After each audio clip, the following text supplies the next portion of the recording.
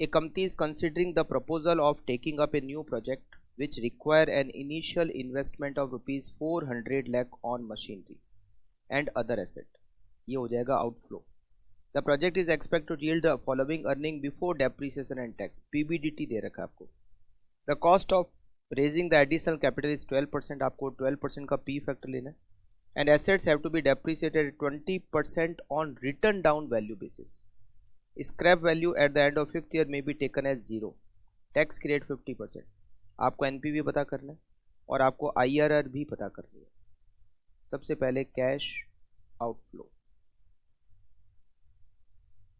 Cost of asset, it is, यहाँ लिख देते हैं रुपीज इन लैक्स, 400 लाख.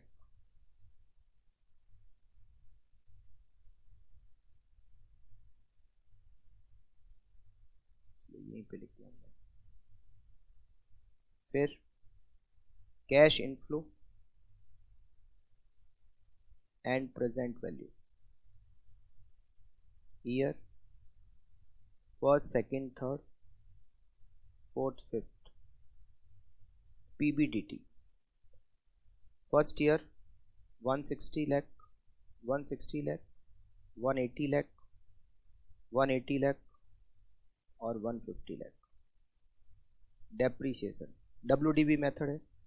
400 का 20%, फर्स्ट ईयर 80, 400 इंटू 20%, 80 माइनस करेंगे तो नेक्स्ट ईयर डेप्रीशिएशन 320 पे लगेगा 20%, 64 into 20%, 51.2 into 20%,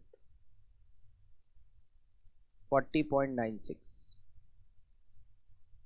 into 20%, 32.768. PBT 80, 96, 180 minus 51.2, 128.80, 180 minus 40.96, 139.04, 150 minus 32.768, 117.232.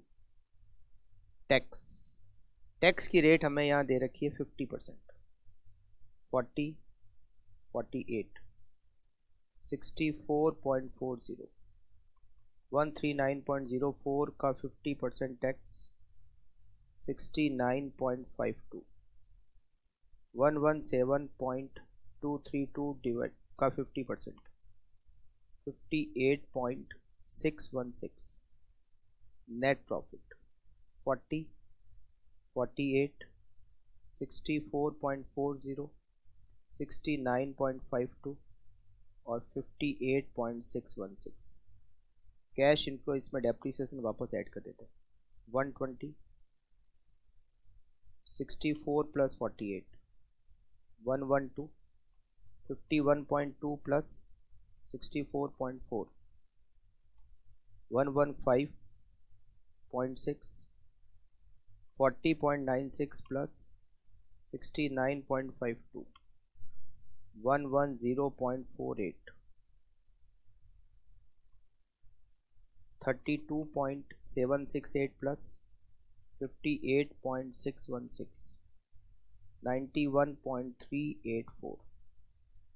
इसको P फैक्टर से मल्टीप्लाई करेंगे और PV निकालेंगे. P फैक्टर की यहाँ रेट दे रखी है हमें क्वेश्चन में 12%. 1 डिवाइडेड बाय 1.12, 0.893, 0.797, 0.712, 0.636 और 0.560. अब यहाँ पर एक और आएगा टर्मिनल वैल्यू. टर्मिनल वैल्यू कैसे, जबकि स्क्रैप वैल्यू तो 0 है. अब टर्मिनल वैल्यू को समझते हैं. टर्मिनल वैल्यू कैसे आएगी. हमने ये एसेट कितने में परचेज की, कॉस्ट 400, हमने इस पे 5 सालों तक डेप्रीसिएशन चार्ज करेंगे, डेप्रीसिएशन ऑफ 5 ईयर। 5 सालों में टोटल डेप्रीसिएशन कितना, डेप्रीसिएशन ये जो 5 साल हमने चार्ज किया इसकी टोटल लगाते हैं, 80 प्लस 64 प्लस 51.2 प्लस 40.96 प्लस 32.768, ये टोटल डेप्रीसिएशन होता है 268.928। तो इसकी book value at the end of 5th year, book value बची 131.072, और हम इसको कितने में बेच रहे हैं, 0, इसकी स्क्रैप वैल्यू 0 है। तो ये बुक वैल्यू जो भी है ये लॉस हो गया, 131.072 का लॉस हो गया, और लॉस पे होगा टैक्स का बेनिफिट। 131.072 इसका 50%, 131.072 इसका 50%, 65.536 ये टैक्स का बेनिफिट होगा। यहाँ पर कैश इनफ्लो में लिखेंगे 65.536, इसको लास्ट ईयर के पी फैक्टर से मल्टीप्लाई करेंगे। 120 multiply by 0.893, 107.16, 112 multiply by 0.797, 89.264, 115.6 multiply by 0.712, 82.3072, 110.48 multiply by 0.636, 70.265, 91.384 multiply by 0.567, 51.815, और 65.536 multiply by 0.567, 37.159, total 437.97 NPV. 437.97 minus 400, 37.97 lakh, project should be accepted। इसमें हमें IRR भी कैलकुलेट करनी है, ये तो 12% का था। कैलकुलेशन ऑफ IRR,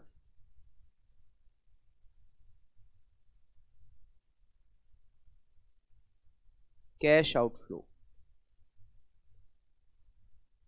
400 lakh,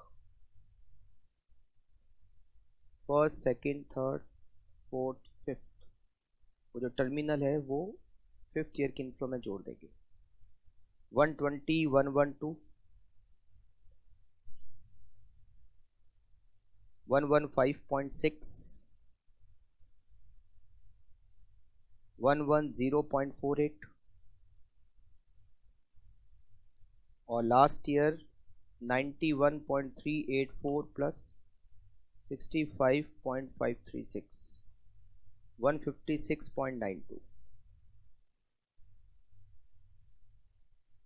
हमने यहाँ 12 तो लिया पी फैक्टर, पीवी ज़्यादा आ रही है, हमें चाहिए 400, तो अब इसको 15 से कर लेते एक बार, पीवी फैक्टर और PV.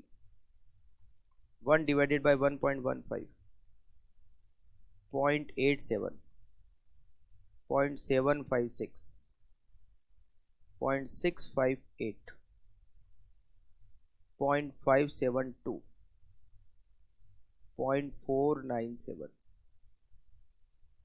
120 into 0.87, 104.40, 112 multiply by 0.756, 84.672, 115.6 multiply by 0.658, 76.0648, 110.48 multiply by 0.572, 63.19456, और 156.92 मल्टीप्लाई बाय 0.497, 77.98924, टोटल 406.3206। अभी भी ज़्यादा आ रहा है, मगर बहुत कम ज़्यादा आ रहा है। 16% से कर लेते हैं पी फैक्टर और PV. 1 divided bye 1.16, 0.862, 0.743, 0.641, 0.552 and 0.476। 120 multiplied by 0.862, 103.44, 112 multiplied by 0.743, 83.216, 115.6 multiplied by 0.641, 74.0996, 110.48 multiplied by 0.552, 60.98496, and 156.92 multiplied by 0.476, 74.69392, total 396.43448। अब कम आ गया, तो रेट 15 और 16 के बीच में। तो IRR equals to 15% plus 1% divided by, इन दोनों की पीवी में गैप है 9.88612। हमने किसको बेस लिया 15, यहाँ से 400 का डिफरेंस है 6.3206।